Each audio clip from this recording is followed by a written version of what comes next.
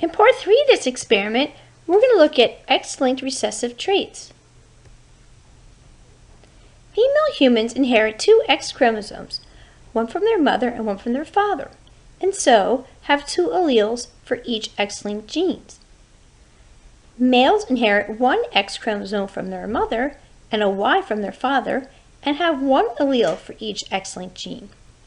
X-linked recessive is a mode of inheritance in which the mutation is found on a gene located on the X chromosome. Since it is recessive, females carrying 1 copy of the gene do not express the trait, while males will. Hemophilia is an X-linked recessive disorder that is caused by a mutation in the blood clotting factor 8. Let's use capital H to represent normal blood clotting factor and a small letter h to represent an abnormal blood clotting factor, which would lead to hemophilia. Now let's look at all the possible genetic combinations that exist. We could have a female that inherits both copies of normal blood clotting factor and be normal, a female that inherits 1 normal blood clotting factor and 1 abnormal blood clotting factor, who would be a carrier for hemophilia but not display any of its symptoms. Another female could inherit both copies of the abnormal blood clotting factor, and she would be a hemophiliac.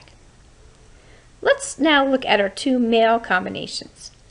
We could have a male that inherits normal blood clotting factor, that would be normal, and a male that inherits 1 abnormal blood clotting factor would be a hemophiliac. What is unique by X-linked diseases is that the male only needs to inherit 1 affected allele to have the disorder. Let's look at a sample problem. A woman who is a carrier for hemophilia has children with a man who is normal for clotting factor 8.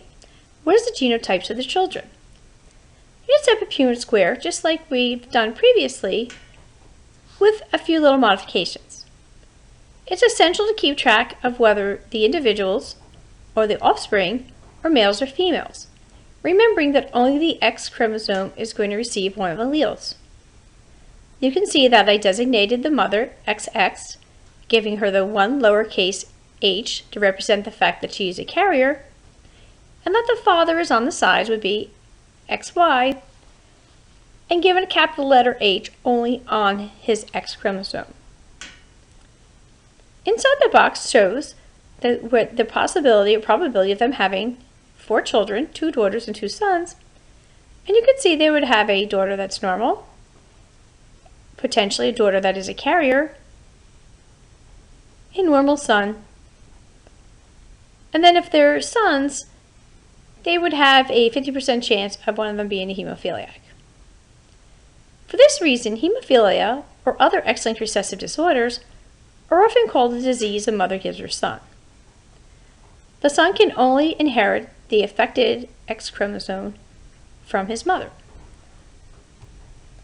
This graphic representation shows us a pedigree chart of the same type problem.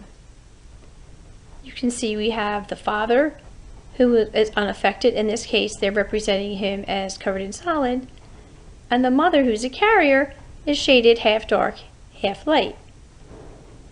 You can see that their genes are represented next to them. The father is XY, with the only allele being on his X chromosome and it being locked in for being unaffected, and the mother is shown as being a carrier, having 1 affected allele on 1 of her X chromosomes.